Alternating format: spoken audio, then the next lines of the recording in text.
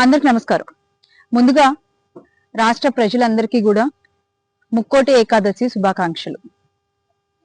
ఈ రోజున ఆలయానికి వెళ్ళి బాబు గారికి కాస్త ఈ వెన్నుపోటు చేసేటువంటి బుద్ధి మార్చమని ఆ దేవుణ్ణి ప్రార్థించి వస్తున్నాం ఇప్పుడే. అంటే నాడు అన్నగారికి వెన్నుపోటు, నేడు అన్నమయ్య జిల్లాకి వెన్నుపోటు. ఆయన ఈ వెన్నుపోటు అనేది ఇలా ఒక ఆచారంగా కొనసాగిస్తూ ఉన్నారు. అది మన గ్రహపాటు.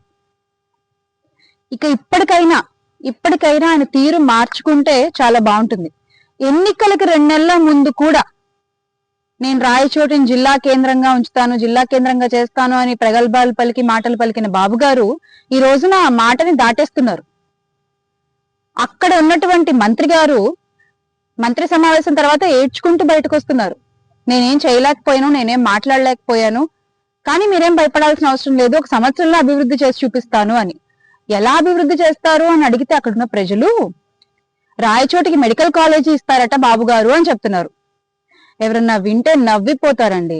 పులివెందుల్లో ఉన్న మెడికల్ కాలేజ్ అమ్మకానికి పెట్టి రాయచోటికి మెడికల్ కాలేజ్ ఇస్తానని బాబు గారు చెప్పడం, మీరు నమ్మడం, అది మళ్ళీ మీరు వచ్చి ప్రజలకు చెప్పడం. అంటే ఎలా ఉందంటే ఇది ఏదో మాట చెప్తూ ఉంటారు కదా, వినేవాళ్ళు వెర్రి వాళ్ళు అయితే చెప్పాయని చంద్రబాబు అని. ఇంకెన్నాళ్ళు మోసం చేస్తారు మీ అబద్ధపు మాటలతో, మీ కవరప్పులతో, మీ వెన్నుపోట్లతో.